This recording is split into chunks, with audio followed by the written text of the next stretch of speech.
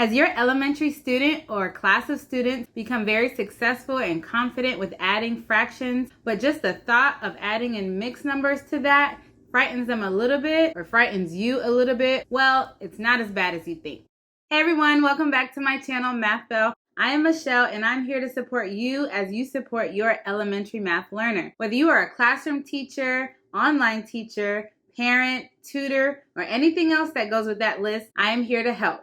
So let's learn a little bit more about adding mixed numbers with like denominators. And I have a gift for you in the description box below, a quick guide to adding mixed numbers with like denominators that you can print out and have within reach while you are teaching these strategies to students. Let's get started. Using an example, we're going to look at a problem in context. Here we have a word problem. Carla wanted to make cupcakes and brownies for her dinner party tomorrow. The cupcakes would need 2 3/10 cups of sugar, and the brownies would need 3 5/10 cups of sugar. How much sugar will Carla need to make the cupcakes and brownies for her dinner party? So this skill aligns with 2 of the Common Core state standards for math. When working with mixed numbers, using word problems provides context for students and allows for the concept to be more relatable. In this tutorial, we'll look at specifically adding mixed numbers with like denominators using properties of operations, and solving word problems involving addition of fractions referring to the same whole, and having like denominators by using visual fraction models and equations to represent the problem. So looking more closely at this problem, we know that Carla needs to join the cups of sugar that she needs for the cupcakes and the cups of sugar that she needs for the brownies. So we're going to take 2 3/10 cups of sugar and add that with 3 5/10 cups of sugar. Before we start, let's look at a common misconception that students might have when they are adding mixed numbers. One misconception students may have is that after adding the numerators together, they think they will need to add the denominators together as well. This will show you that your students don't really have a full understanding of what a fraction is. In the book, The Common Core Mathematics Companion, The Standards Decoded by Gojek and Miles, they emphasize the meaning of the numerator and the denominator when referring to misconceptions with adding fractions. The numerator tells the count, or how many, and the denominator describes the piece. Many students and some adults don't fully understand that the denominator, in these cases, is a descriptive word that describes the size of the pieces, not the number of pieces. We add amounts, not descriptions. They give a great example in the book. Since the pieces are the same size, the numerator or count is added and the description of the pieces does not change.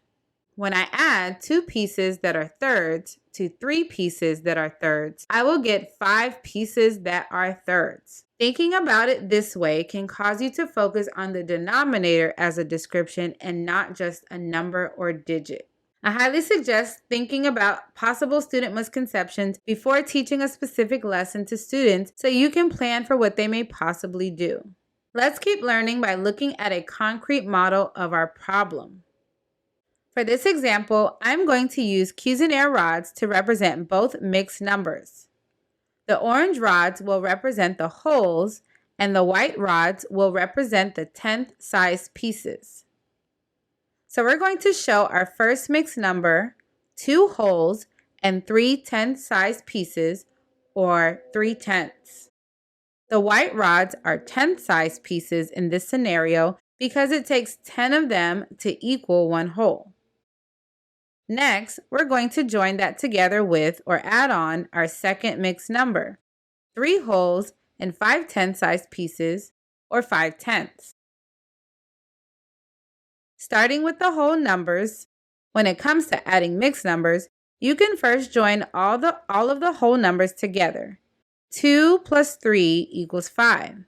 There are 5 wholes in all. Now, let's combine the 3/10 with the 5/10. 3 10th size pieces plus 5 10th size pieces equals 8 10th size pieces, or 8/10. Last, let's join the 5 wholes together with the 8/10. 5 wholes plus 8/10 equals 5 8/10. So returning to the word problem, Carla will need 5 8/10 cups of sugar. Once students are ready, move them along to drawing their own picture models to represent the actions that took place with the concrete model. This can be done on paper or a small whiteboard. Here, I am drawing it out digitally for those who have students working remotely. I'm using the drawing tools in PowerPoint, but you can use any online program that has a whiteboard or a blank white space. Let's represent the 2 holes and a third hole that is partitioned into tenths. There is no specific model that has to be done. I find that it's typically easier to draw square or rectangle models than it is circular models. Whichever type of area models the students are exposed to more is the type of model that they are more likely to draw themselves. Remember to emphasize that each hole must be the same size. After drawing the 2 holes and shading them in, shade in 3/10 to represent the fraction part of the mixed number. Do the same with the second mixed number. Draw 3 holes and shade them in. Draw a 4th hole to partition into 10 equal parts. The models drawn for the second mixed number should be the same as the first mixed number. Shade in 5/10 to represent the fraction part of the mixed number.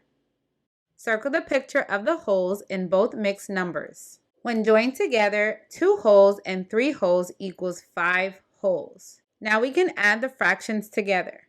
This would be a great time to remind students, or better, ask them, if you are able to add the 2 fractions together. Are the parts of the holes the same size? Some students may stare at the pieces and analyze if they were drawn exactly equal to each other. If this happens, refer to the fraction numerals or the denominators. Do both fractions have 10-sized pieces? Yes. When we add 3 pieces that are tenths to 5 pieces that are tenths, we now have 8 pieces that are tenths. We can also say 8/10. Don't forget about that whole number. When we add 5 holes to 8/10, we get 5 holes and 8/10, or 5 8/10. Now, let's connect what solving this problem looks like visually to an equation.